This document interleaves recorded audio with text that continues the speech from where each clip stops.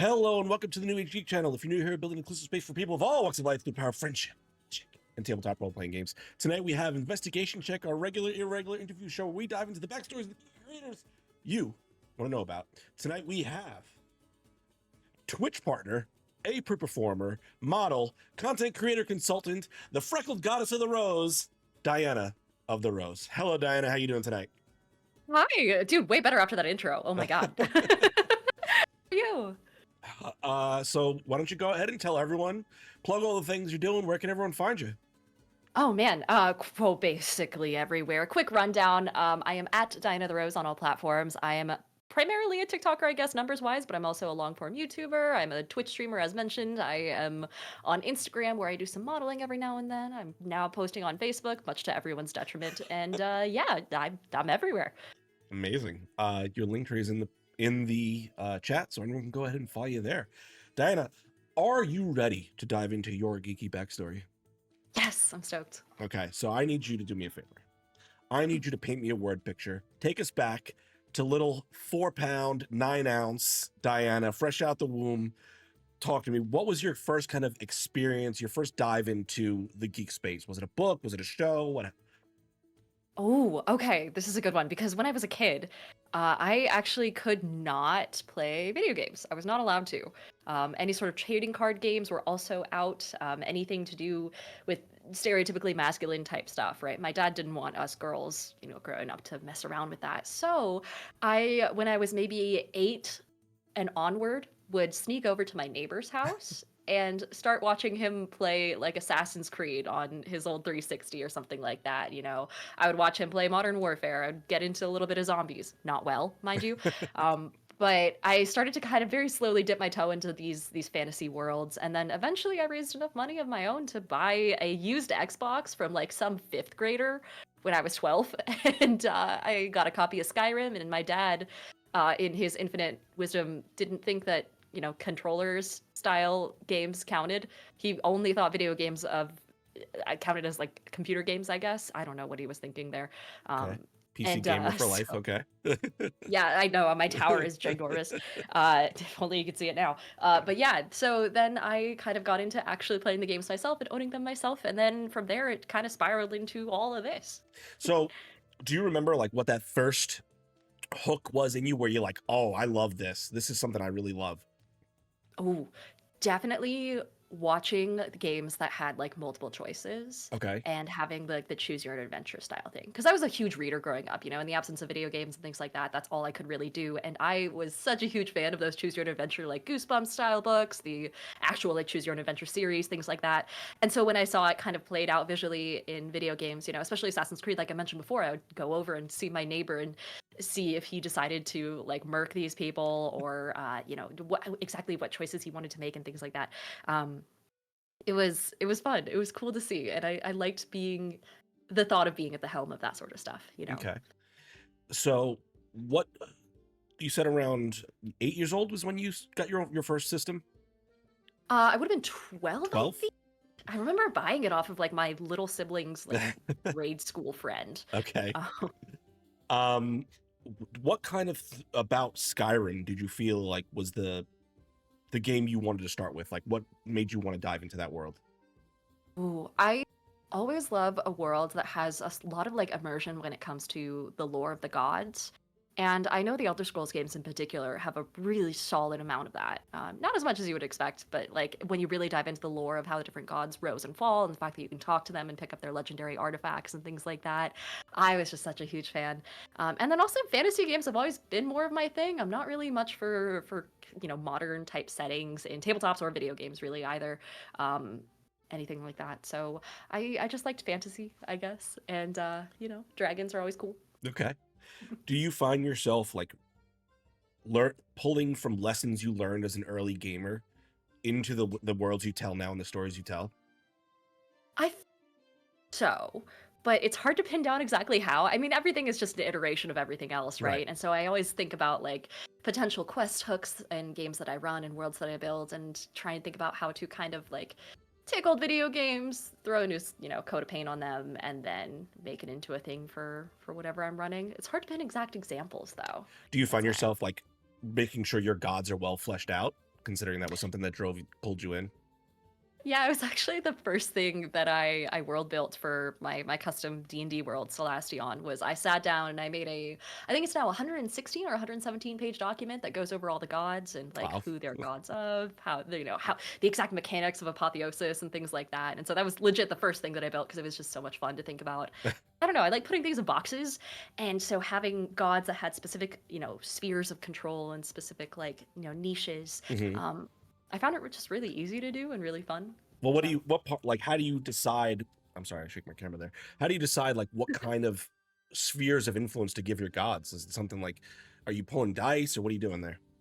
very good question. So I kind of started with taking just kind of like lists of concepts, Uh-huh. right? And making, just full on sets, usually diametrically opposed pairs of grander concepts that I wanted to fill with a god. So I would start with like the concept of good and evil, right? And then I just would slot in a god of good and a god of evil, the four elements, and, god of, luck. And then maybe later they would evolve into a god of good luck or bad luck.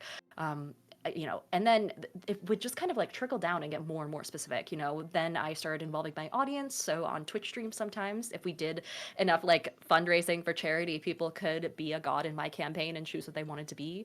We have a draconic god of sleep now, named after one of my mods. We have a god that gets so like specific that it's specifically a god of like soldiers in a specific part of the world, and that's named after one of my audience members. And That's so cool. um, it's gotten it's kind of gone more and more granular over time, but I just pick concepts, and Yeah. then I got all the big ones down. Now I can make whatever I want. I can make a god of grass, so and then have that be a thing. Well, when you are telling these stories, what are like the important things that you want to have with, because you said gods are like your favorite part. Is that your favorite part to determine when you're creating a new world? I Yeah, think that so. question. Because especially when it comes to like the concept of players interacting with the gods and potentially becoming them, because that's always an option in my campaigns. Hmm. I mean, gods are inherently so powerful that everything you do, they're gonna either have a stake in it or they're gonna hear about it. Uh-huh. And so it provides a lot of structure, I think, for how different storylines could potentially go. Yeah, I would say it's almost always this sort of omnipresent factor in all of my storylines. What is like, never mind, I'm gonna move on. I don't want to dive too much into this. Okay. What was your first kind of experience with the tabletop space? Like, when did you what was the first kind of like toe you dipped into that sphere? Oh man, I love this story. So when I was a kid in high school-ish, I had a laptop and I started playing, when I was at my mom's house, I suppose my dad's playing Minecraft every now and then. And I joined this multiplayer server and actually became really good friends with some of the people on there. I would log in every single day, start to chat with them on back in the day Skype and things like that. All the stuff that your parents tell you not to do when you're growing up on the internet, I did all of that. And the server has long since died, but my friends and I still stay in touch to this day. And back when I was like, oh my God, I want to say it was like a decade ago now. Those friends came up to me and they were like, "Hey, Diana, have you ever played Dungeons and Dragons? Like, do you want to join a D&D campaign?" And I'm like, "I've never fucking heard of that in my life. It sounds like some nerd shit. I'm in." And so they were like, "Okay, but you haven't played before." And I'm like, "No." And they're like, "Okay, great. Here's a 100% legally obtained PDF of the handbook. And I need you to go watch Critical Role and then meet us for a call next week. Like, watch a YouTube video on how to fill out a character sheet. We'll walk you through the rest." And so I made my first ever D&D character from there. What was that character? Oh, that character was Arafine Lyadel. I had art commissioned for her like a year or so ago. She's a elven druid. I'm really into the druid vibes, if you couldn't tell. Um, so What was that? Did that story end in a good way or a bad way? Like, did it end like most games end? Oh yeah. Oh, even Okay. quicker. I think we Okay. played maybe 4 sessions, and then we switched to asynchronous play by text on a Discord server, and then Oh, we kind of just died from there. But it ended in kind of a full circle sort of way because they started off, telling me to watch Critical Role, and after a certain point, I actually have Matt Mercer's business card somewhere in this room because I got to okay. meet the guy and like sit down with like a 10-minute for a 10-minute chat with him. Wow. And so I Okay. got to tell I went back into the old group chat, told my friends all that, and I was like, okay, great. Now what? I've hit the ceiling. What do I do? um. All right. Well, there's a lot to unpack with that. So let's back up a second here. I want to talk about this first game what was that experience like for you, being able to tell this collaborative story with your friends? What was that like? What about that really like hooked you in and like, wow, this is a medium I like to explore. Oh man, I absolutely it kind of goes back to the same like choose your own adventure style of it.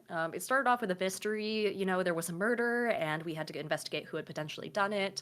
And it was hooked in with I believe, a church or some sort of clerical type organization in my friend's world. And I was like, wait, I can just go in and do what I want. Like I could go talk to the dog standing across the street to see if it was a witness. And my DM was like, yeah, go for it. Like, what do you want to say? And I'm like, I get to choose what I say.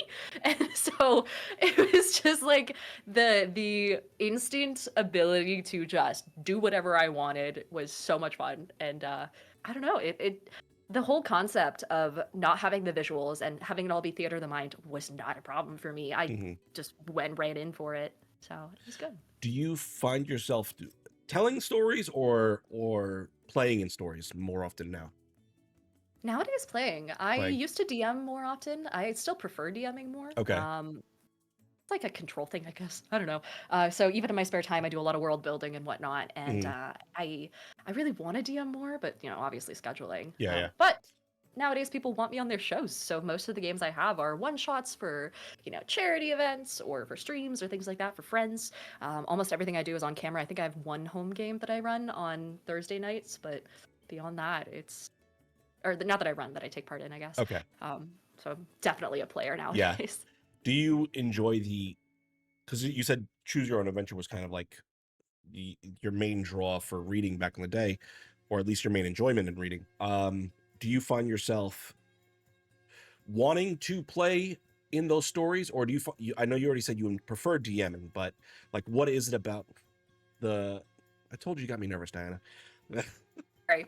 I can turn around and like stare in this direction if you want. I have my nice plants. um, Maybe. what about this whole like collaborative storytelling? Do you think is pulling you in the direction where you want to keep doing this? Let's go with that question. Ooh, so like what motivates me Yeah. from the collaborative part of it? I think it's the ability to see stories come to fruition through the lens of how my friends want to see them unfold. Which is that was a sentence there. So basically, I like putting out all of these dominoes and watching my friends' reactions when they knock them over. I Yeah. like the fact that they can rearrange them before they knock them over. I like the fact that they get to see the consequences of their own actions. Like that sort of, I like being able to like foreshadow a really big plot point really early on in a campaign and then drop the bomb on them later and see their reactions. It's very much like the satisfaction of my friend's satisfaction, I Yeah. guess. So at what point did we kind of like shift from just playing in home games to this more online personality? What came first? Was it APs? Was it your online personality? I think it was my online personality for the most part. So, for those who don't know me, I started off on TikTok like ages ago, back in 2020, pandemic era, like everyone else. There was people making whipped hot chocolate, whipped coffee. There was the Tiger King era, and then there was me teaching people how to play D&D. And then I don't know what my first AP was actually. I don't remember when I got invited to do it. It might have been the game that I did for Total Party Chill, where I played Dread on their stream one time at Big Bad Con in 2023. And so I think I was just like, I had been on streams before. I had live streamed back a bit in high school, but Mhm. not successfully because it was run off a tiny laptop. So, and I obviously played home games plenty of times. So I think it was just like, I don't know, it felt very natural to me. But yeah, definitely personality and then getting invited to do stuff. I guess was the So track there. at what point did you realize like APs are a medium you enjoy? You like that part of the storytelling, because APs are very different from home games. Hmm. Yeah. Oh my gosh, people don't realize the differences, but yeah, they get very different. I think I like APs because it provides a sort of series of rails that you kind of have to stick to. Like it's a very tight story. You don't do a whole lot of dilly dallying in APs. You know what's going to happen going in. You know the story points that you have to hit, and then from there you can really kind of get creative with it. And especially when it comes to APs, so many of them that I do are one shot, so I get to show off such a variety of skills and all three of the accents that I can do. Well, two and a half of the accents that I can do, and kind of What are these? like What tell are all these these different accents? stories. They're not good, is what they are. Yeah. I will. I have maybe a Texan accent, and then maybe a really high pitched squeaky voice, and then the default it just sounds like a disgruntled 25-year-old Oregonian. So, but the so I get to do a lot of different things basically with APs, and I like the chance to kind of like show off different skills and get out of my comfort zone. Because if I was at a home game, I'd be a druid every single time, or Uh-huh. whatever the closest equivalent is. So, um, So, yeah. I mean, you've played a bunch of different systems now. What do you have a favorite system? I'll start there. Okay, this is gonna be a hot take. I like Dread. Okay. Um, it's designed for one shots. For those who don't know, Dread is a horror system that is kind of unique in that there's no dice. There's no like tarot cards, there's no deck of cards, nothing like that. No map. It's still theater of the mind, but the character creation is really light. And instead of rolling dice to accomplish tasks, you pull blocks from a Jenga tower. And during the course of this horror game, if your DM is talented enough, you will be terrified because if you knock over the tower, your character dies in the game. And so my hands were shaking so bad. And I like the harder the task is, the more blocks you have to pull without the tower falling.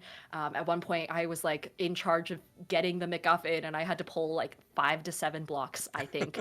And this was at the very end of the game. The tower was a mess, and it's so much fun. And it required no real knowledge of TTRPGs going into it, so I always recommend it for like getting people into the game for the first time and experiencing what it's like to have horror in a non-visual medium. And also, it's a very good game for one shots, so you can do it at a party, and everyone has Jenga, Yeah. So Okay. What? Excuse me. When you are kind of in this online space now, and you're telling all these stories, do you find yourself drawn to a certain particular style of storytelling, whether it be comedic or this more dramatic style? What do you prefer to play? I feel like a mix of both is good. Even in the most like intense dramatic games, having a little bit of comedy that's very well placed, not silly slapstick style comedy necessarily, but maybe even just like or silly accents maybe, but just a well-timed dry joke here and there Mhm. to kind of break the tension a little bit is a really good way of having a beat in your story.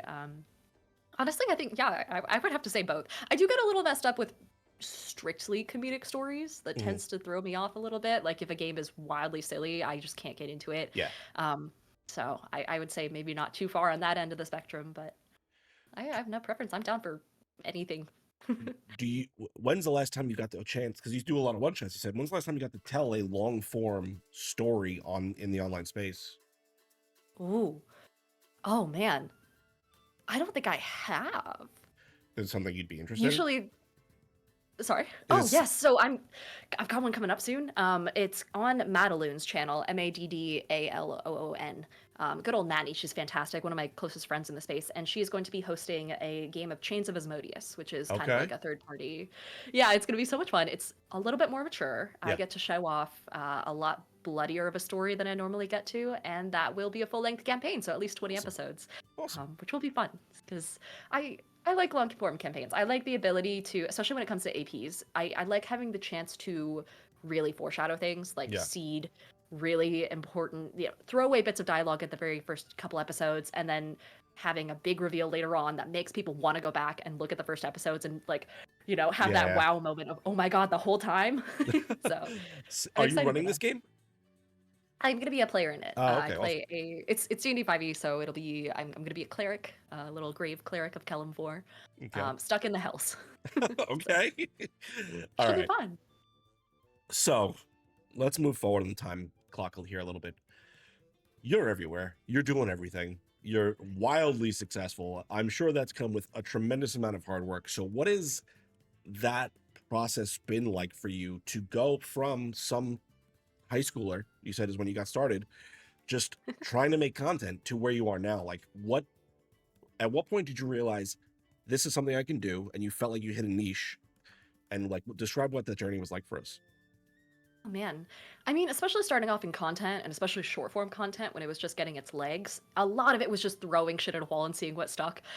And I tell this to everyone nowadays, is when you're becoming a content creator, do whatever feels natural, do whatever feels fun, and do whatever you can do consistently for a long time. And all I could do consistently for a long time was just turn on a camera and talk about nerd stuff. And then I just happened to get all these comments where people were like, "Oh my gosh, I've never, I've always wanted to try D&D, but like, you make it seem so easy, or like you're kind of demystifying it a little bit."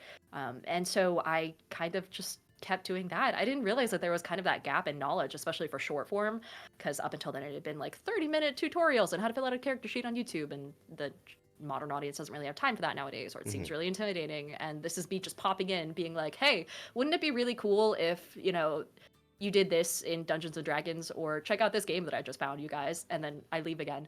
And then I don't know, I guess it just really appealed to people on the audience side, and then on my end I was just really easy to make. I have famously low production quality, and I like it that way. So um yeah, go ahead.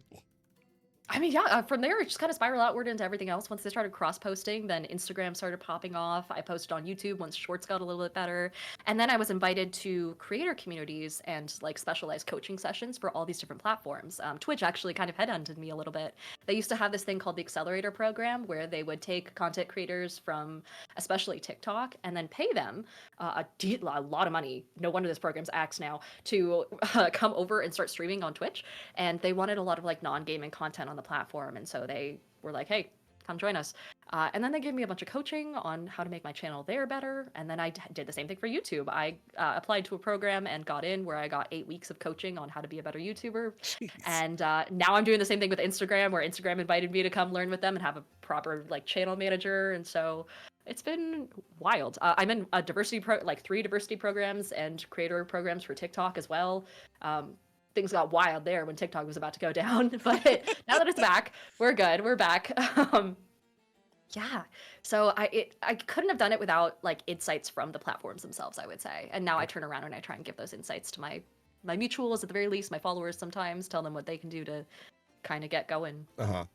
So obviously I'm gonna trick you into revealing stuff at some point in my masterful wordsmithing. Yeah. So what kind of advice would you give to someone who is getting ready to start to dive into this space? They've seen you, they've seen like the success you've had, like, hey, I like D&D, I'm a geek, what can I do to kind of market myself in this very competitive niche market? Make sure that you're showing your personality. A lot of people will do this thing where they get kind of locked into one type of content, and sometimes that content can be, skits. It can be doing function of the same thing over and over again. And sometimes it's people who portray a character. All that is totally fine, but it's a lot easier to break into, especially the AP space, when potential sponsors, potential companies, other people in the space know who you are behind the camera, and you actually have like a decent personality. Otherwise, if you slot yourself into some really specific niche, other people aren't going to consider you for anything that's not that really specific niche. So, be personable, be fun. As far as like actually content and stuff like that, the easy stuff I usually tell people is to talk fast. That tends to grab people's attention. I get told all the time that I scratch the ADHD itch in people's brains, and that has been so good for my content and my content style. Yeah, I could go on. I have like hours worth of advice for every type of platform really nowadays. So it's just the biggest one is just make sure you're having fun and that it's sustainable for you, and that you have your personality in there somewhere. So when you are getting ready to create a content, let's say, are you writing notes to yourself? Are you like coming up with a list of topics, and are you writing scripts? Because I'm sure that people are interested to like know what the process is like for you specifically. Oh man, this is where I'm gonna piss some people off. I have not scripted any of my videos, I don't think. I think there's maybe like 1 or 2 skits out there that are scripted. And then beyond that, I occasionally will have like a list on my phone of like 140 items that are just random snippets of thought that I write down in the middle of the night of what could be a good video. And it ranges in the tabletop space, things like, define advantage and disadvantage for people who are new, or it's stuff that is completely random. Like one just says rotisserie chicken. To this day, I don't know what that's referring to, but I'm sure I'll remember it sometime. And so I quite literally just pull out my phone, and in the course of maybe up to 20 minutes, just ramble. Yeah. Really. Okay. And then just, it's easy to edit in TikTok's app. So I usually edit in app and then export it to everywhere else afterwards. So it's very simple stuff. Okay. So let me ask you this then, because you are wildly successful. You have a massive amount of followers. I'm sure there's criticism that comes your way, both positive and negative. What is that like for you? How do you go ahead and take those criticisms into account, and how do you adjust your content to that? Or do you adjust your content to that? A lot of the criticism I get is positive on one platform about a certain thing and then negative on a different platform about the exact same thing. Um, Okay. so it's really weird. I get a lot of positive comments on Twitch and TikTok about, like I mentioned before, my talking speed is pretty Mhm. fast, and people are like, usually I have to play videos at 1.5 times speed or 2 times speed, but for you it's perfect. And I'm like, oh my gosh, thank you. And then I go over to YouTube and people are like, can you slow the fuck down? Like, why are you talking so fast? Did you are you okay? Um, I do. I feel like the most feedback I've gotten was with regards to my setup, and I am so happy to admit I know nothing about technology, and so anytime someone threw a suggestion my way oh hey, you should fix your setup, we should watch this video, maybe they send me a link, and I am very happy to oblige on that front. Yeah, beyond that, I think most of the comments I get are from people who are like, "Oh gosh, everyone knows this already." When it comes to the videos that I make that are geared more towards new people, uh, so especially the most recent stint of videos I've had, it's a lot of like, what is a rules lawyer? What does crunchy mean? It's a lot of term definitions, uh, and of course, the comments are just full of people who are like, "Everyone knows this," and it's like, you think everyone knows this, but there's someone out there. There's like for every comment that says everyone knows this, there's 3 comments that are like, "Oh, thank you. I didn't know this was a thing," or like, "Oh, this makes me feel better." So you're that's defining fun. rules lawyer, and the rules lawyer is coming in the chat like, shut the fuck Well, up. actually, yeah, it's actually legitimately. But yeah. Okay, so when you let's see here, what is it about the geek space that you feel like is what kind of drew you in to want to talk about it so much? Because obviously you could have talked about anything in the world. What is it specifically about the geek space that really kind of drew you into it? I tend to find a lot of satisfaction in having enough knowledge about something to teach other people that thing. And I found that I mean, at the time that I started content creation, I had 8 years of experience, at least world building and spotty, gaming when we could get sessions going consistently under my belt. And so I felt as though, and especially coming from a standpoint of growing up with very few resources, my most famous video is me holding up my DM screen, and it was made out of foam core and duct tape because I didn't have a whole lot of money to buy a fancy one growing up. I had like a homemade DM screen, homemade dice tray, things like that. And so I had come into this space with very few resources and then came out of it with a fuck ton of knowledge on how to make those resources work. Hmm. And especially, being a woman, being a person of color in the space, being queer, it's very like there's not a lot of people out there, or weren't at the time especially, it's better now, who were into D&D and D and things like that. And so I got a lot of satisfaction from people who were like, "Oh, this is helping me, inspiring me to try it. I've always heard about D&D, but I've never like it always seems so daunting, but you're telling me girls play now?" And things like that. So it's I think it's the satisfaction of teaching people how to get where I got. Okay. And kind of lowering those barriers is it's just fun. So let me ask you this then, because you kind of brought it up a little bit. So what are some of the challenges you feel like you faced as a content creator coming up in the space? I know, like, I'm sure there's been a lot of barriers and hurdles that you've had to dive over or break through. What has that process been like for you? I think the biggest one is always going to be time. Hmm. Content creation is not my day job, and it couldn't really sustain itself when it came to like I couldn't do it full time, and so I still have like my 9 to 5, and it's been getting very demanding. So I think just sitting down and being able to stream for 6 hours a week, or sitting down and having to use my lunch breaks to film something, that tends to get a little tough. But also the audiences are pretty forgiving. Apps are pretty forgiving nowadays with their algorithms when it comes to like if you don't post for a little bit, your audience probably won't notice. Um, and so I think that's always kind of an issue on my side of things. Hmm. And then when it comes to posting, I think one of the biggest issues is just the mysticism behind how the apps work. Why does a TikTok do really well versus a TikTok that doesn't? What's the difference? And kind of figuring out the hard way what works and what doesn't, and then moving to a completely different platform like YouTube and getting yelled at for your talking speed, and then having to relearn everything and how their algorithms work is such a hassle sometimes, and then it Yeah. also costs more time. But that's where all those coaching and classes that I took really helped, and that's why I'm kind of trying to turn around and help other people with it too, to make it less difficult for them on the content creator side. So um yeah, definitely hard adapting to new environments. Well, you said one thing in that sentence that I found really interesting, that you still, I mean, again, you have what, over 100,000 followers across all your platforms? It's approaching 500K. Yeah. 500. Okay, I was way off. Um, Cool. Nothing. Um, and you still said that you need to maintain a 9 to 5. Ooh, So yes. let's talk about realistic expectations for people that are coming up in this geek space, and like I feel like they need a little bit of a reality check, where because we've got a lot of people in this space, and I know you've met them, I've met them. They're like, I'm going to be the next Critical Role.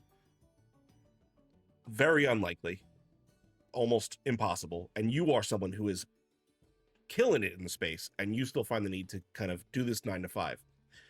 Yeah. I think it's important that people hear it from you that you need to temper expectations on this niche space we're in. Mm-hmm. Yeah. I could go into it. Oh man, I made videos about this in the past too, for full transparency, because I think more content creators have jobs than people realize. Mhm. It's extremely rare to find someone who is actually a full-time content creator, and especially if you're not a Twitch streamer or you're not doing every type of content at once. You're actively, aggressively chasing sponsorships. You know, you are Twitch brings in way more money than any other platform ever will from just views. So you definitely won't make money off of just views alone.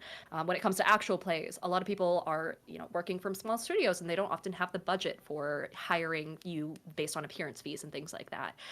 When it comes to the space in general, it's such a new niche, and content creation itself is so new and always changing. And then within that, being in the tabletop space, really, it's just like a handful of large companies, and especially in the AP side, it's Critical Role, and then everyone else when it comes to like the pyramid of how wealth distribution works. So there's just not a whole lot to work with, and it requires a reality check is definitely a good way of putting it. Yeah. I in theory could do probably streaming full time, but I would have to work really hard at it and take on a lot more sponsorships and be a lot more aggressive about it than I care to be. And my day job right now is very comfortable because I work from home, so Okay. I am balancing both as best as I can for the security of it. Because Yeah. again, also another thing, remember how TikTok almost died? The platform could get taken away and ripped out from under you at any point because of Mhm. some random thing with very little notice. Some algorithm could change. You could lose your income for a month, and so it's too volatile, I would say, to go into without being very careful or having roommates to split the rent with, which is what most of us do. So you are doing a tremendous amount of things. I know you're huge in the con space right now, and you go there, and people are paying for you to go now, which is amazing. And congratulations on that success. It's awesome. Thank you. It's I, fun. I think it's important again to touch on that you have a full-time job in what you are doing on top of all this stuff you do. So go ahead and talk about like this con life that you're doing, and like what is that like for you? Oh man. This is the main problem I have with my content creation career is I don't know how to say no to things. And so if someone comes up to me in my inbox and they're like, "Hey Dinah, we want to fly you out for this convention. We want you to do this show. We want you to be on this panel." I'll be like, "Yeah, I'll make it work." Most of it comes down to the fact that my day job, which I can't disclose exactly what I do because it's a very small niche and I don't want to dox myself, it has unlimited PTO, and I'm very good at it. And I can get a lot of work done in a very little amount of time, thank God. So I just tend to be very careful about scheduling out my cons and making sure I've got all my work done ahead of time. That way, no one can complain. Right. But it's not a flexibility that most people have. That and the fact that like usually conventions are a bit of a whirlwind when it comes to booking flights, doing it way ahead of time to make sure that you can optimize how much you're spending on tickets. Always rooming with other content creators is usually a pretty big deal. And then if the cons didn't provide badges themselves, it's a far less likely chance of me going. Yeah. But other than that, once you're on the ground there, it's so much fun. Like the fact that PAX East was moved out to May this year as opposed to March like last year means I don't get to see my friends for that many more months, and that's always disappointing. Because seeing people in person, it also just makes it feel so much more real Yeah. when someone recognizes you from across a con hall floor and they're like, "Oh my god, I saw it! I recognized your hair!" And I'm like, "You know me?" And they're like, "Everyone knows you." And I'm like, "Oh, okay." First Gen Con ever was such a wild ride. I was so much smaller back then, but I still had people coming up and being like, "I love your content. Like you helped me out so much." And that was just it. It makes it real. Yeah. It's more than just a number at that point, and it's indescribable. So as a content creator, what is your con experience like? Because I'm sure it's a very unique experience. What it kind of, I know it's work for you essentially. What does that kind of like day to day look like for you, for people that are interested in coming up in the space? Oh, yeah. So usually it involves a lot of networking with the vendors and then also other content creators. A lot of conventions have what we call a media room. PAX is very good about this, where if you have a content creator badge or a media badge or you're a panelist, you can go into specific little break rooms. And it's kind of like where we can set our stuff down, take a breather, film some content, and then, chat with other content creators. And it's exclusive. Normal badge holders can't get into it. And so that's usually where I check in with everyone, see who's showed up for the day, take photos with friends, catch up, see if anyone wants to walk the floor with me. And then walking the floor is a whole ordeal. It usually takes, oh gosh, at Gen Con, 2 days, because I want to talk to all of these creators. A lot of the people who are behind the games know who I am already. And so when I say, like, hey, I'd love to buy your book, they're like, just take it, have it, please, which is like so nice, but also means I need to start packing way bigger suitcases. Handing out my business card and chatting with people, seeing how their flights were, things like that. And then by night the cons turn into a party. There's a thing with content creators where we go to one hotel bar and just inundate them for like 4 days straight. And I end up like buying drinks for people who I've worked with in the past. They buy me drinks. It's where most of the good networking happens because everyone's a little loose and they're like, okay, I'm not doing the sales pitch right now. I'm just talking to you like as a human being. And then they're like, oh, you're a really cool human being. Do you want to work together? And I'm 3 drinks in and I'm like, yes, absolutely. Fuck Because yeah. again, I can't say no to anything. So yeah, it's a lot of That's fun. how And then I this wake up interview hungover the happened. next morning. Yeah, exactly. Yeah. Which is fantastic. But yeah, that's where all the real networking happens is after hours, honestly, and then panels and things like that. Yeah. All the usual stuff. So let's wind the clock back a little bit here, because obviously you said people just give you books now, but when you were a little bit less well known, and you did approach these booths for sponsorship opportunities or collaboration opportunities, what was that like? What advice would you give to someone in that kind of like frame? Ooh, yeah, make it very personable and make sure you know that you can actually offer this company something and that it's true to your brand. Um, so I wouldn't go up to some random board game about how to make, smoothies and run a smoothie shop, because that's so widely out of my niche. It's a board game as opposed to a tabletop game. I've never heard of the studio before, things like that. I'm not going to, at least for me, I have the luxury of not needing to hunt down sponsorships super crazily because again, I have my day job. So I would make sure that the companies that I'm going and talking to are tabletop games, or horror games, especially. Maybe, from people companies that are run by kind of like marginalized groups, so then I can help relate to them on that level. Kind of getting, I try and tell them, hey, I love your stuff. Can I please do a video for you? Hmm. And then from there, they usually just offer a sponsorship from there because they have the budget for it and they see the enthusiasm and they know of my content. Or if they don't already, then I can show them a similar video. I've had a couple that have been not sponsored, but just like random item shout outs that I've done that have reached, 6-digit viewership numbers. Wow. And so I can point to that and be like, hey, like this is kind of my style. If it suits what you're thinking of, I know my audience is going to love your stuff. Can I show it to them? So kind of taking that angle and not doing the boilerplate, like, mass emails, Yeah. not like, yeah, also having a media kit is really important. For those who don't know, a media kit is functionally the equivalent of your resume when you're a content creator. It says like all your channels, all the numbers and viewership that you have, and then companies that you've worked with in the past, kind of your mission statement as a creator, and then what kind of opportunities that you're looking for in the space. So when you first start talking to these people, you can give them hard numbers and be like, hey, this is what I do. You can see that your mission aligns with my mission really well. These are my numbers. Let's chat. So yeah, I guess making sure that it's a good fit is square one. So let me ask you this, because you and several other people have brought up media kits, and I don't know if anyone's really gone into how you make a media kit. So let me ask you, what is that process like for you? Is there a website you go to that you kind of just like, hey, these are my socials and it pulls the data, or are you going in and like pulling the data yourself? There are a couple sites that do that. Beacons, beacons.io, I believe, or AI, one of the two, does that pretty famously, where you can plug in your socials and it'll spit out all these numbers, including engagement percentages, which are really like, that's a good number to have, is how often people are liking, commenting, sharing your stuff percentage wise. And that's good for TikTok. because TikTok doesn't show you those engagement percentages natively in the app.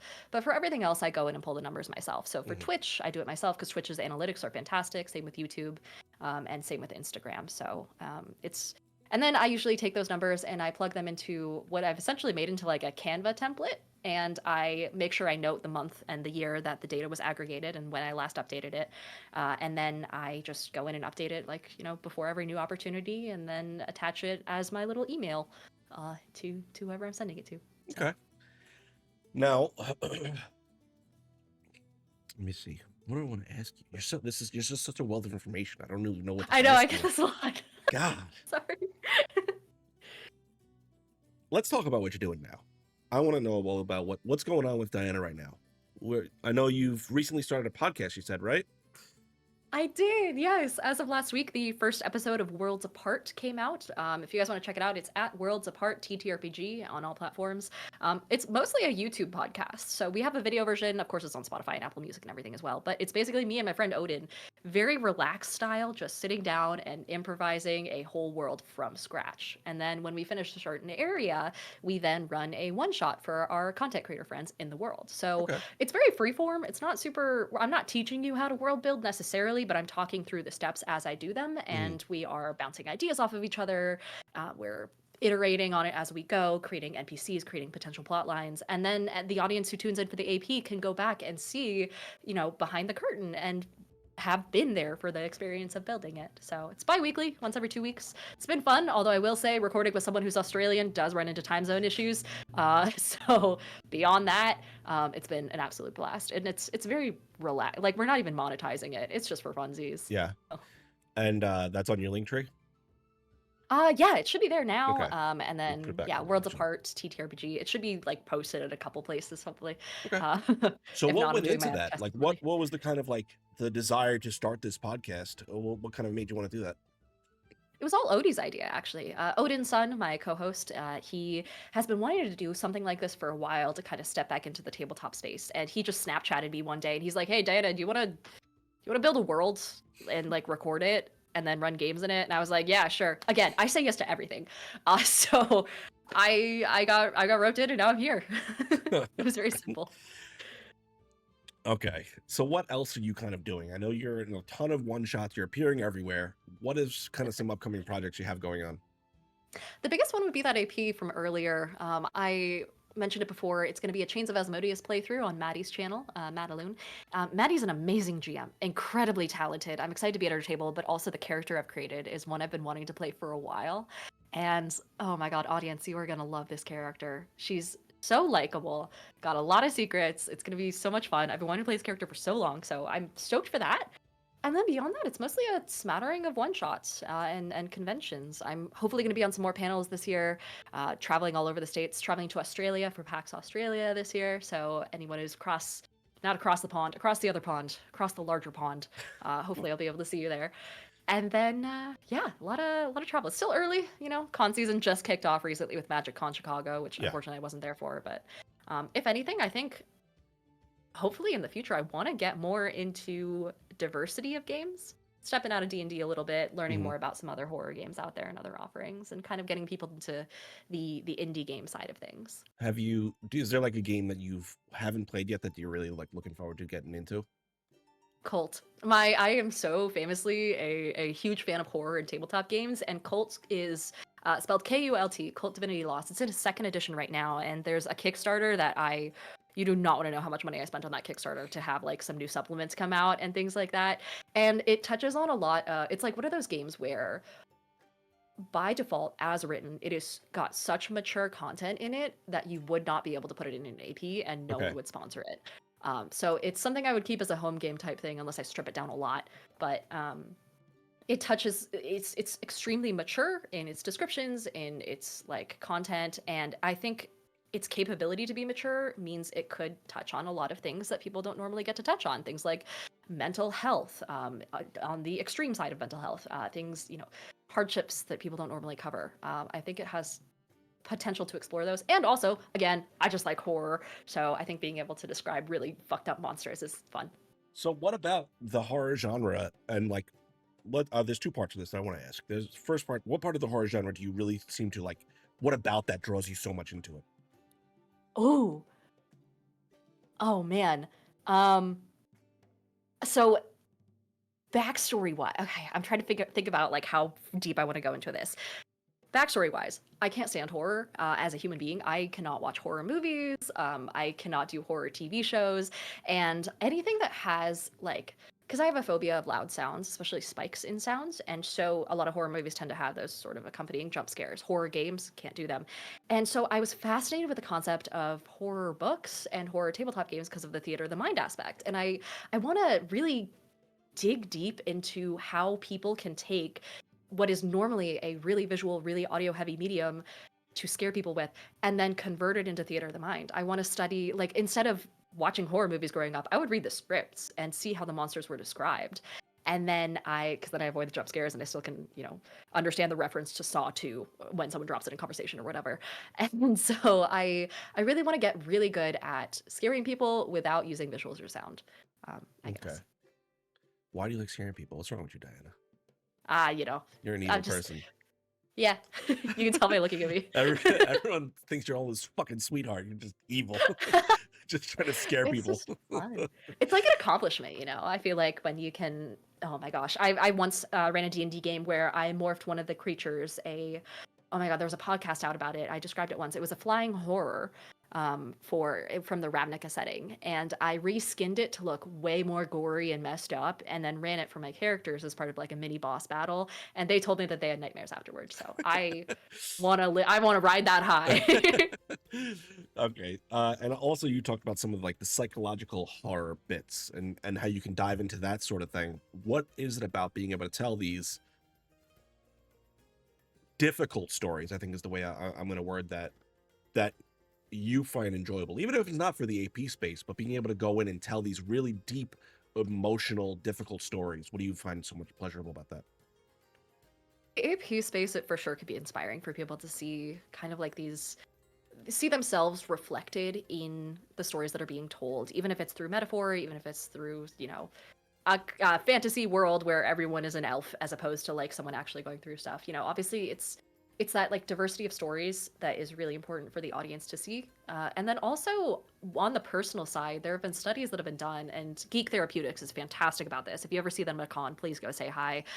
They have helped kind of fund and make known all these psychological studies about how playing tabletop games is really good for your health, especially because it's like an arena for you to work out potentially difficult mental health challenges in a safe environment.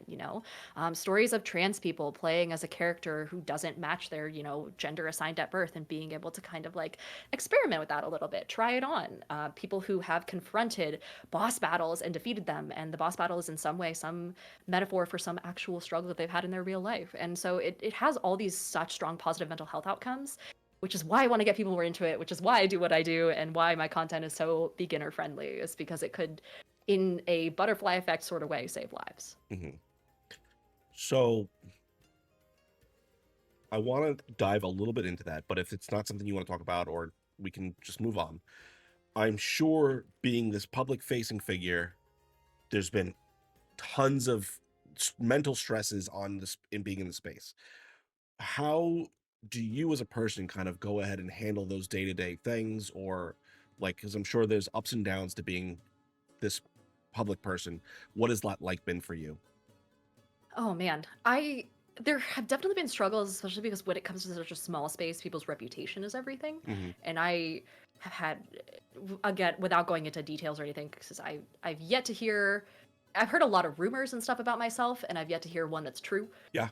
And things like that. And I tend to try and remember, and that's just on the creator side. On the audience side, it's just overwhelming sometimes, the amount of numbers and like the demands that come in for new types of content, different types of content. The occasional hate comment, but thankfully for me, it's pretty rare. And I try to No big deal. remember that I got so fucking lucky, dude. Oh my god, I look at my comment sections, and I look at the comment sections of like people who are cosplayers, and the disproportionate amount of like just sexist comments are awful. Mm-hmm. And I don't know how I scraped by, but so far YouTube got worse, but it's YouTube. And then I try and remember that at the end of the day, without an internet connection, to a degree, there's that barrier there. Like there's nothing that could realistically go super wrong outside of conventions that would, impact me in my day-to-day life, in my day job where I have like all my hobbies and my friends around me and I can go outside and touch grass. And it's kind of good to remember that that anchor is there, I Hmm. guess. And, if I were to turn off my phone, world wouldn't end, nothing would get to me. Yeah. What advice would you have for people then that maybe have are dealing with some of these like struggles of pressures from the outside? Do you have any tips or tricks for them as to kind of like be able to shake it off in a sense? I would say, oh man, like when it comes to pressure from like other content creators or pressure from like the audience to do things a certain way, is that kind of what you're Let's getting at? talk Or like, about the pressure from the viewers first, and like the stress of having to like appease the horde, for lack of a Mhm. better term. I it's hard, but you kind of have to remember that at the end of the day, it's for you. If you're Mhm. going into it with the idea of, oh, I want to be the next Critical Role, things like that, and you're just like struggling to put out scripts for, all these skits that you want to do, if you're struggling to come up with ideas, you're slamming your head against a wall just to get something out on time, it's, you're going about it all wrong. And it will never be successful if you are mentally killing yourself while doing it. So from the beginning, make sure that you're putting out the type of content that you want to see in the world. And then also, don't be afraid to control your comment sections a little bit. I ban people from my comment sections at like the drop of a hat. I will delete comments willy nilly. I do not care. I have exactly one rule in my Discord server, for example, and it's just rule number one: don't be a dick. And I get to decide what that means. Someone can get Don't booted if I piss don't like me their off. vibe. Exactly. Yeah. And I'm like, just don't harsh the mood, dude, and we'll be fine. And so I recommend that people maintain tight control over their comment sections to the best of their ability if they can. And turning off comments, there's no shame in doing that if things go sideways, Mhm. But just you are the internet presence that you choose to put out there, and you can control that presence, and you shouldn't let anyone else control it for you. Okay. So then let's talk a little bit about dealing with other creators, right? It can be difficult to say the least on certain aspects of it. There, like everything, there's cliques, there's like sub factions to the space, and obviously that's a little hypocritical in my opinion of a space where we all say we want to be friends together and work together and all this happy Yeah. horse shit. So what is you I don't want to get you in trouble. So if you don't want to answer this, that's understandable. If you don't want to deal with the crowd of AP creators, Oh um, man. how how do you navigate the political landscape of multiple creators trying to be the next Critical Role? Oh, I would say it's hard because there's these spider webs of connections and these clicks, like you mentioned. And at the end of the day, I found that just saying yes to everything for the most part tends to help, unless I'm like viscerally opposed to a particular like person at the table, which I've yet to run into. And then you just make a ton of connections that way. I have no problems about playing at a table with people I've never met before, Mhm. and then I end up meeting them and they're awesome people and I get to know, get to say hi to them at a convention the next time I see them in person. I get to have their name in the back of my head so I can recommend them for shows that come up down the road. So kind of focusing on the positive side of that networking is fantastic. And then also making note of the people who want to climb to the top by crawling over the bodies of their compatriots and their Mhm. coworkers functionally, is a little bit something to keep an eye on. But in general, at the end of the day, it still goes back down to like without an internet connection, none of those people exist. Yeah. Keeping that barrier of professionality up is vitally important. And yeah, it's I don't want to say like staying away from the drama because it's not as easy, especially when it comes to a Right. space that's this involved and this reliant on other people. But Yeah. at the very least, trying to make sure that your brand is tied to mostly you as opposed to a group of people, that tends to be pretty helpful and pretty shielded. Mhm. Um, so yeah, kind of quick smattering of tips. Let me touch on one last thing, and then we're going to move on. What advice would you have for the person who feels like they're on the outside of, like, they feel like they've kind of come into the space, they feel like there's clicks everywhere, I don't know what to do here. What advice would you give to that person, like, kind of coming into the space and like feeling overwhelmed by the potential interconnections that they don't have? Say, and I've run into someone, actually Savannah, who I did an interview with last week, was We love telling me about Savannah. how she had this. We love Savannah in this house.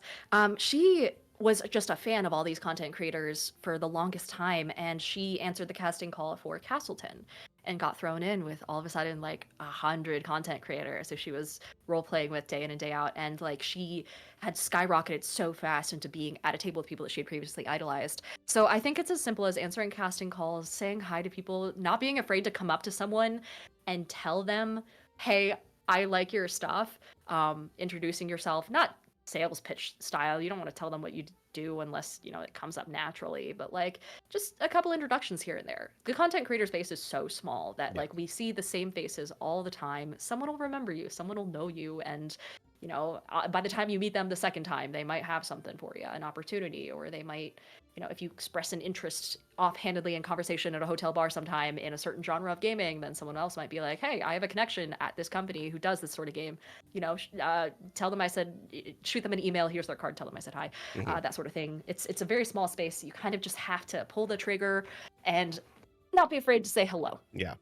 Yeah, that's a good point. You really just gotta like, especially this very small niche we're in. You gotta like just don't be a creep, but kind of like kick that door in and claim your space. I would also say follow people back. I realized that one of the McElroy people were following me on Instagram for the longest time, and I never followed them back. That was bad. But so go through your if you make a connection with someone, shoot them a follow. It's especially on TikTok, it'll connect you with them and make sure that you're in have like a little prompt in their DMs, and it'll be easier for them to recognize you from then on out in productions, Mhm. on social media, just passing by. So it's kind of the way to maintain the network. Yeah. All Yeah. right. As we're getting ready to wrap up here, let me kind of switch over to our last couple questions here. Is there any kind of like dream projects or collaborations that you haven't had that you'd really love to like pursue in the future? Ooh. Yeah, I kind of want to get more into the board game side of things, and especially Okay. horror board games. Kingdom Death, I showed you this before we started. I have so many minis. There's one back there, and there's like 17 just off screen over here. So many miniatures for that game specifically because it's very horror, very like mature. Hmm. Same with cults. Anything that kind of reaches that upper echelon of, oh, I can't have kids around when I'm playing this game. I think that'd be fun. And I feel like it'd be cool to have more representation from the women and the POSD side of things in more niche types of like games like that touch Hmm. on really heavy themes. So I think like being able to help work with companies like that and represent them would be something that would be a little bit refreshing when it comes to their marketing, and also just really fun for me because I love their stuff already. So it'd be very organic. So yeah, that'd be my personal goal as far Yeah. as like content and All right. collabs. Because this is obviously, I love to do this. This is one of the parts of this question that I kind of like always try to ask. If you could build your dream table for a D&D game, right? Oh no. Okay. Like who's the DM? Who are your like four other players? Ooh, Maddie would absolutely be my DM. If we're Maddie, talking like Maddie who? celebrities, Maddie who? Maddaloon. Okay. I don't know if her last name is public actually, but she is one of the best DMs I've ever had as Mhm. far as like just in person. She actually does good accents, more than 2.5 of them, if you can believe it. And beyond that, at the table, Hannah from Hannah Plays D&D Nice. she's an award-winning player, absolutely insanely talented. And then if we're reaching into like celebrities, I Yeah, feel get like it'd be crazy with it. awesome. Oh man. Um, oh, it's gonna be a really, really basic answer. Liam O'Brien. His Okay. character creation is just unreal. And then mm, hard to say. Yeah. I'm not good with like.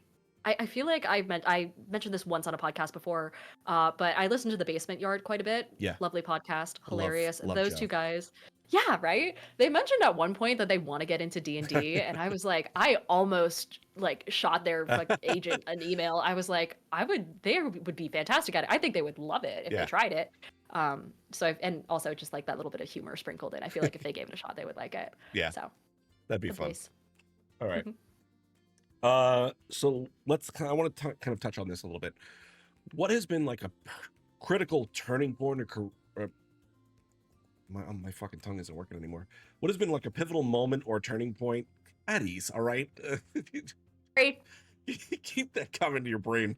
Um, What has been like a critical turning point or pivotal moment in your career that you really felt like this is something I really enjoy doing? I want to pursue this, and you really just kind of went full steam ahead, or was it like a smattering of just little experiences that kind of led to you to where you are today?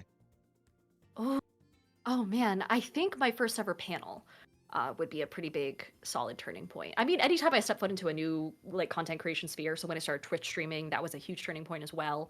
But I think by far my first panel being in front of an audience at PAX Unplugged 2023, and it was specifically about how to be a better GM as well, and Okay. hearing like the applause stepping onto stage and how many people had asked like questions to me specifically and then waited until the panel was over and caught me in the hallway and I was answering even more questions after that.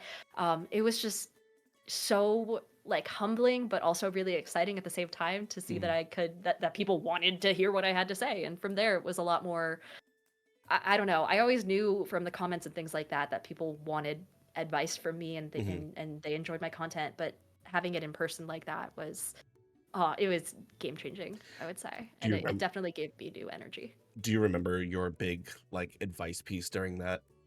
I don't know why I got Ooh. Italian on that.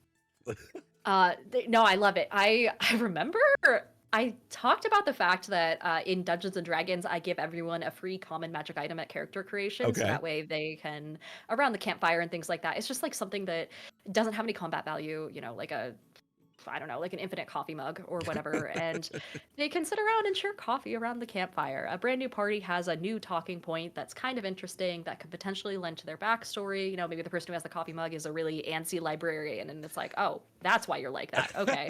Uh, It all makes sense and now. it's yeah, and it's just magic enough that people they don't feel like they need to grasp for power at level 1 or whatever. Right. And I remember giving that advice, and I saw a bunch of people taking notes, and like a couple like, oh, that's a good idea from the audience, and I was like, oh, okay, yeah. I mean, I thought it was obvious, but yeah, I have more, I'm full of and good ideas, guys. yeah. It sounds so like pompous when I say it, but it's also just like people were so excited about it. And then I had people coming up to me at conventions after that saying that they had heard that piece of advice through the panel or through my videos and then started implementing it in their campaigns. And so like touching base again afterward was so much fun. Yeah. So yeah. Okay. Let's get ready because this is the last question. I gotta get ready for the TikToks because this is going to Yeah. TikTok. All Oh right. man. Gotta look professional. Ready? Look professional. All right. Yeah, for TikTok. Oh my God. Whew. Uh, so, Diana, what kind of message or impact do you hope to leave through your content on the geek space? Oh, I definitely want to try and get more people into it from the ground up. Especially when it comes to, I kind of mentioned this before, I'm Latina, and there's not a whole lot of Latin representation in the space. But as I mentioned earlier in this podcast, in this sort of interview, we've had so much evidence of positive mental health impacts and positive mental health outcomes from playing tabletop games and getting to really like explore yourself in this safe fantasy medium, right? And it's like there's whole swaths of people out there who wouldn't have even considered trying Dungeons and Dragons. Um, and so I really just want to entice people to at least give it a shot. You know, I want to empower people from the GM side to try running a game, just a one shot here and there, see how they like it. And then if there's more GMs in the world, then we'll have more people playing in the world. And then we'll have hopefully a healthier world overall. So, I love it. Amazing. Okay. Well, Diana, that is going to bring us to the end of our interview. We are going to now open up the chat to viewer questions. So if you have a question for Diana, something we didn't get to, something you want to dig into that brain of hers, go ahead and start getting those in the chat. While those are coming in, we're going to switch over to our dicey question segment. These are 20 random questions determined by D20 roll. Diana, do you have your D20 ready? I do. I have the fancy pixels one, which is glowy. And you can't really see it on this camera, but just so that I it looks nice. love it. I spent 2 days at PAX U trying to find their booth. Couldn't do it. Yeah, it was tucked away for being a booth that was 90% LEDs. Yeah. I kept meeting, what was her name again? Oh, I know who you're talking about. She was so Yes, nice. she was awesome. We laid on the floor together for some reason. I don't remember. I don't know why. She said she can get lower than me. That's what it was. She said she can get lower than me. I said, bet. And I laid on the ground. And then she joined me. Uh-huh. I'm a weird guy. Anyways, That's go fair. ahead and roll me D20. Just roll. Cool. Nat 20. All right. It's gonna be like, what's your social security number? Yes. If you had to give a presentation with no prep time, what would your chosen subject be? Oh man, animal behavior. Oh my gosh, Okay. I could go Why? on. Assuming this is, I could make it tabletop related too, but I have a degree in zoology, an honors degree, and then minors in chemistry, psychology, and professional sales. So I am stupidly overqualified Who for are whatever the you? fuck I do around here. I don't know, man.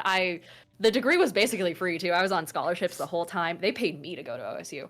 But I kind of wanted to go at it from an animal behavior angle because I was always so interested in that growing up. So anytime I run games and things like that, there's a lot of like really interesting, more in-depth animal behaviors I and was creature gonna ask. behaviors. That was gonna be my next question. There's gotta be. Yeah. You gotta have some wild fucking animals in your games. Oh man, I have had to fight the urge to make like whole-on food webs for different environments in my worlds so many times, so many times. Who's the god of the food web? And yeah, it's oh man, and then like evolutionary trees, trying to Mm. figure out how different slimes like, descended from each other and things like that. Oh my gosh. Um so I could go into, and especially like really messed up animal behaviors. Like Mhm. everyone knows about the cordyceps virus after oh my god, what Last of the Us. Last of Us. Yeah. Yeah. So things like that. Don't Google how hyenas give birth. That gets wild. So I could just do like a ton of random, horrifying animal fun facts. Okay. I, okay. Moving on. Go ahead and roll me another d20. Sweet. A 3. Okay. You have to have a team of 4 to save the world. Who are you picking? This can be across anime, books, cartoons, movies, TV, anything you want. Ooh. Uh, oh man, 4 people to save the world. Okay. I feel like choosing Invincible is kind of an easy pick, but also I just finished watching that show, so maybe that. Um, and then So- I don't watch a lot of anime. I will say. Um, hmm. Maybe that dude from The Boys, whose name I forget. I put on a lot of random TV shows when I'm working. Oh man, who else? Who else? This is where my lack of media knowledge really screws me over. But Tiamat, I don't know. Okay. Sure, throw in something D&D related. And oh my gosh, you know what, Maddie? Why not? I've mentioned her like 3 times in this podcast, and there's not a single other name coming to mind. Do you want to join the team? This is just for comedic effect at this point. I feel like the other 3 have got it handled, so the rest of us can chill. All right. Sorry. Go ahead and roll me in one more d20. Then we got like 3 questions from Ike. Ike Pop? Hello, Ike. That's how you say that. 13.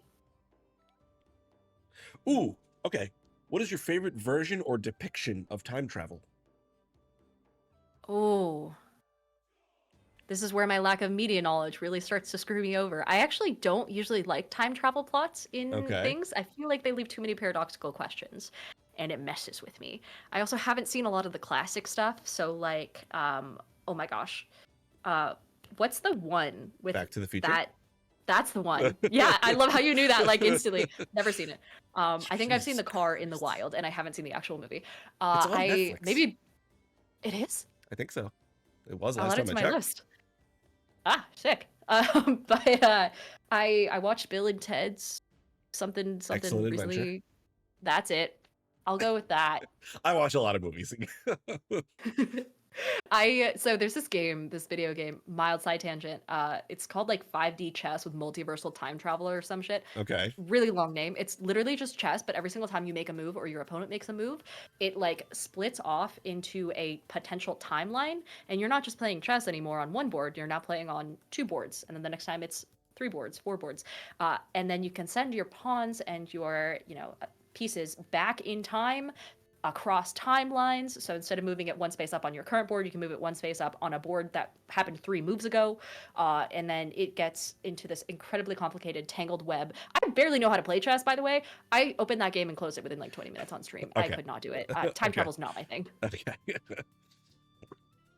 Oh, okay. Then let's dive into Ike's questions here, because he's got a few, it looks like, in his question. And then if anyone has any other questions, go ahead and keep putting those in the chat. We're going to get to all of them. And let me see here. Do you have any experience with players that are a bit shy or afraid to take the lead on anything?